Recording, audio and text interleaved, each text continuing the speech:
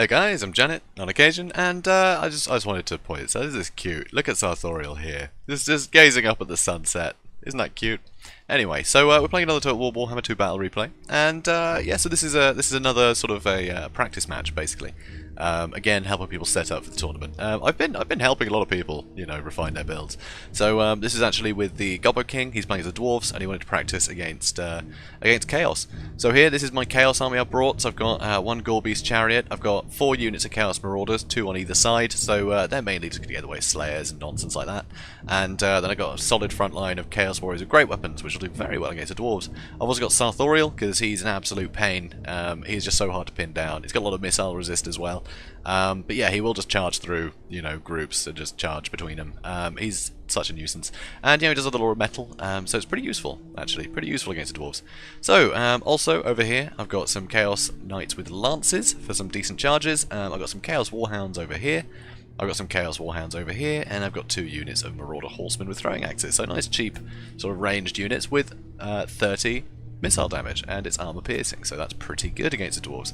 So here you can see dwarf warriors, hammerers, longbeards with great weapons, some rangers with great weapons, some slayers here, the grumbling guard, the peak gate guard, Ulthar's raiders, slayers, and longbeards with great weapons. He's also got a thane. He's got Belegar Iron Hammer, and he's got a Runesmith. So, you know, classic Gobbo King having basically one of every unit. So, anyway, let's speed this up, see how it goes. So here, I didn't want to run straight to the forest, because I figured there'd be Slayers in there, honestly. You know, having Slayers sort of on either side is pretty normal, right?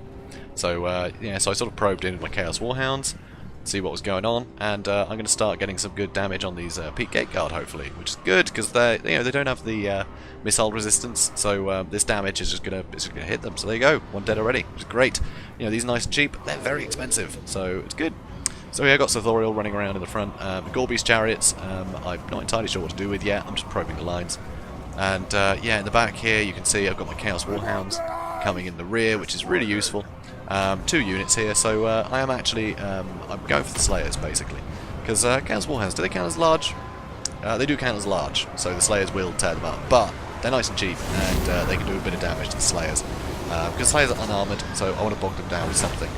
So here as well, I try to come after the Rangers. You see a lot of damage there caused by Sarthoreal running through and the Chaos Warhounds, but he has got the Grumbling Guard on them now, so they need to get out of there really. I've got stand or die proc, so you know people are going to get some defensive bonuses here. But you can see these Chaos Marauders are doing terribly. These Chaos Marauders are actually doing okay, honestly, against the Longbeards with the help of the Gore-Beast Chariot, which I did leave in far too long. Over here, you can see the Peak Gate Guard are taking quite a lot of damage, actually. But I think they will eventually beat the Chaos Warriors. But here I've got more Chaos Warriors, a load of Marauders keeping these Longbeards busy, along with the Dwarf Warriors. So that's kind of, you know, pretty fair exchange, I think, between the two of us. And here I'm going to try and get behind the Peak Gate Guard. And I'm also bringing Sarthoreal in here to disrupt the formation. You see, they just get sent flying. Because, yeah, if I can take these guys out nice and quickly, that would be great. Because they're going to do mad damage. So over here, Gore-Beast Chariot ran in to try and disrupt the line. You know, I've got Knights charging in the rear. But, yeah, it's going quite well. So I think those are Warhounds that came back, I believe. Yep. So they're back again. That's the thing, they've got quite low leadership, so you can't just run them at stuff and they'll just run away, and you can bring them back and attack another good target, which is always fun. So annoyingly here, the Slayers are coming in the back here, and he does have a rune of Sloth and Ruin, as I like to call it now, on the Chaos Knights, so they've been slowed down, which is pretty grim. There's not a lot of Slayers left alive though, which is good. I have managed to do a lot of damage to those Slayers, you know, using like the Chaos Warhounds and things like that. So, you know, it just means my larger units can have a better time with things. So, where did my Gore-Beast Chariot go? Oh, yep, so I sent him right through the lines. There's only 2 left, unfortunately. I did lose 1. But managed to get in there, you know, range contingent. And actually, they will do a lot of damage to Slayers. They try and run through. So, unless they can be really pinned down, the Slayers are going to actually suffer quite a bit from being, you know, sort of charged by the chariots. It's not something you want to actually target, but, you know, you can actually negate a lot of the sort of expense, really. By you know, just charging them through. The Slayers will get hurt by that with the anti-infantry and everything. So here, I've got some more Chaos Marauders coming in to try and join this fight. You can see, you know, still some Hammerers in here. Transmutation of lead has come down, so their melee attack and weapon damage has gone down, which is great for me. But these Chaos Knights are actually having a terrible time. There are more Slayers in here though, which is pretty tough. But yeah, as you can see, another Rune of Wrath and Ruin. It's really hurting. He's just been spamming that on my cavalry, which is fair enough. That's definitely a target you want to get rid of. So you can see in the thick of it here, so Belegar, no, that's the Grumbling Guard. Where is Belegar? Where is he? Oh, he's over here. Okay, he's trying to help out his Peak Gate Guard. And to be fair, they did actually quite a good job of it. So I got Marauder Horsemen shooting to the back of them, which is great. But, you know, I did have a guy rout. Where is he? I don't know where they are. Or did I send him over here? I don't know. I don't know what happened over here. Anyway, so Peak Gate Guard have suffered a lot of damage, but they are still fighting. And Belegar has taken quite a bit of damage. You know, the hammer is over here. Like, a lot has taken a lot of damage. To be fair, that's kind of the same on both sides. But I finally run out of ammo with these Marauder Horsemen, which is a real shame. Them too. But I can start using them for sort of cycle charging. Which is good, because, you know, with the amount of losses that we've both taken, leadership is at a premium right now. So, luckily I can take out these Longbeards nice and easily, and it frees up some more Marauders, and that armor piercing is going to be very useful. So here, Sarthoreal has actually taken a fair bit of damage. I think a couple of times he did manage to get hit by the Tormentor Sword, so he couldn't move. So, great use of the Thane. So, he does get a bit singled out at times. But he can get out of these fights pretty well. So it's not too bad, but that is a bit more damage than I would like to have taken. So here, Gobbo's Chariot fighting Belegar apparently. I really want to get him out of there, to be honest, and get these Chaos Warriors fighting him properly. Over here, this battle is still going. It looks like the Marauders have finally won this fight, so fair enough. And yeah, over here, really in the thick of it, he's still got 16 Slayers here, amazingly. But they're not going to exchange very well with the Chaos Marauders, to be honest. Chaos Marauders are very cheap in comparison, so I don't really mind them fighting there. But you can see a load of my Chaos Warriors now are starting to run. So the Chaos Marauder Horsemen that I sent in, they're pretty damaged. And unfortunately, those Longbeards actually came back, which is very irritating. Should have probably dedicated something to chasing them off. I do have more Knights coming back, so there's 5 of them there, which isn't great. And yeah, Marauder Horsemen are back. So, this is pretty good. So I'm trying to single out Belegar a bit here. I keep cycle charging him with Sarthoreal, but Sarthoreal is just not getting through that melee defense. Look at his melee defense. 55, and melee attack here, actually of 60, so Sarthoreal should do quite well here. But yeah, he just doesn't seem to hit him ever. It's very irritating. So yeah, more Chaos Marauders obviously going to run away. I've still got my Chaos Warriors in here though, that are doing pretty well. You know, with the great weapons, it is starting to whittle down this Runesmith and this Thane, but these guys will sit and fight for a long time. And amazingly, still 2 Slayers. And here, these guys have actually shattered these Longbeards. That's great news for me. Finally shattered them.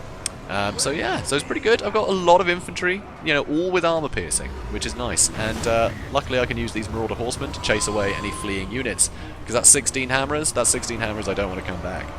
So still trying to cycle charge Belegar, and you can see how little health he's got, but he is still going. So we send the Gobbo's Chariot in there. You can see it does actually do quite a bit of damage to their leadership, which is rather nice. But the Thane just got an awfully big thwack on the chariots there, so they're not going to stay in that fight. Tormentor Sword went down, so I couldn't get him out. So another great use of the Tormentor Sword there. So another charge into Belegar, but he's refusing to die. It is so frustrating. Now with the Mighty Oathstone, there we go. This is where he gets most of the melee defense. 82 melee defense, which is massive. That is huge. So really hard to hit him. Although that was a good hit. So yeah, that's good.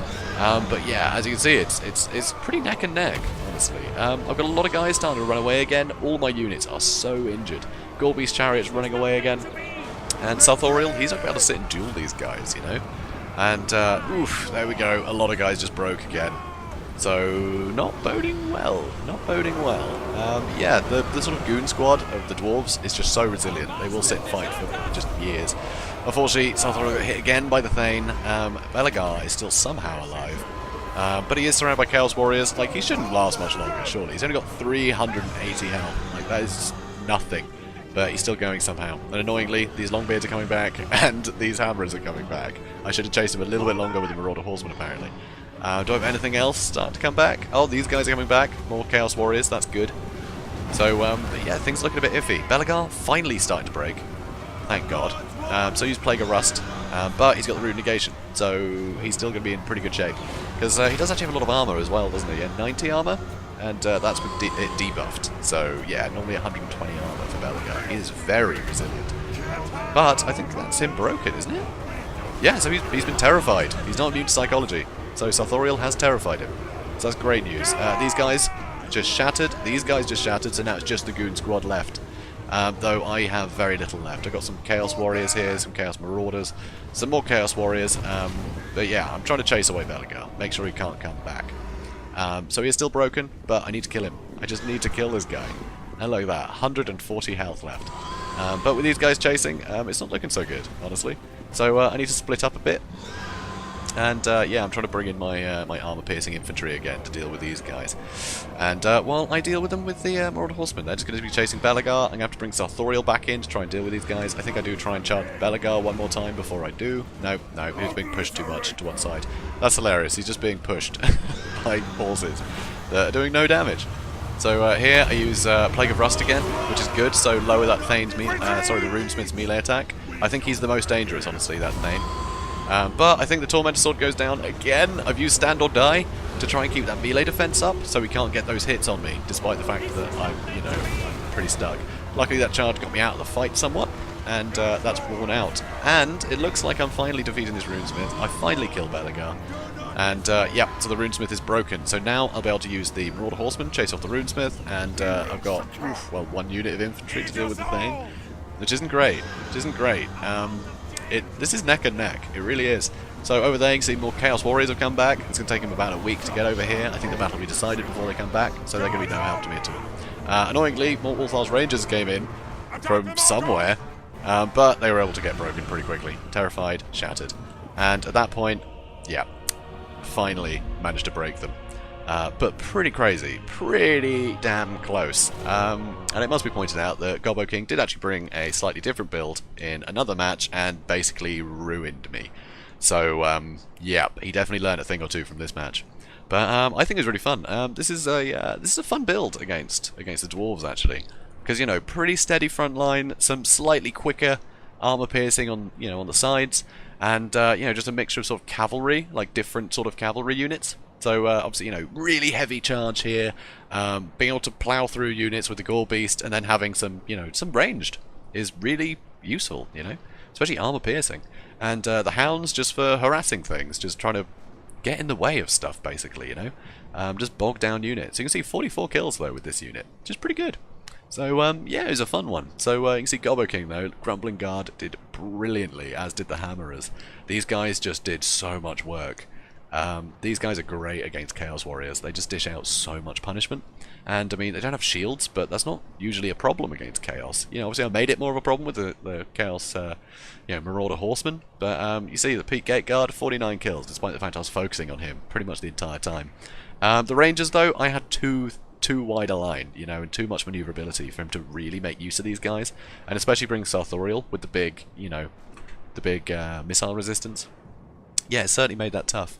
And these guys all did great. Obviously not a huge amount of kills, right? But, Belegar just refused to die. He does some great buffs, for his nearby troops. The Runesmith with the rune of, Wrath and Ruin, Sloth and Ruin, is just super vital. Again, with the Tormentor Sword, it just allowed his other units, like the Hammerers and the Grumbling Guard, to clean up.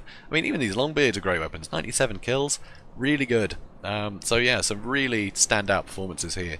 Mine, I think, were quite average across the board, to be honest. That unit, not so well, but generally, it was pretty evenly fought, evenly distributed sort of damage, which I like. I really like that. That tends to be, you've got quite good synergy in an army if everyone is doing their bit. So it's pretty cool. So obviously, go check out the Gobbo King's channel. Incredibly good player. And he's been doing great in the tournament. At this point, at the point of recording this, they haven't done the semi-finals or the finals yet.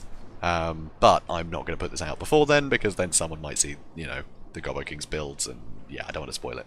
So the tournament has finished, and yeah, and you'd be able to see how Gobbo King did in his matchups. So guys, if you enjoyed this, please do comment, like, and subscribe, and I will see you in the next one. Have a good day, guys.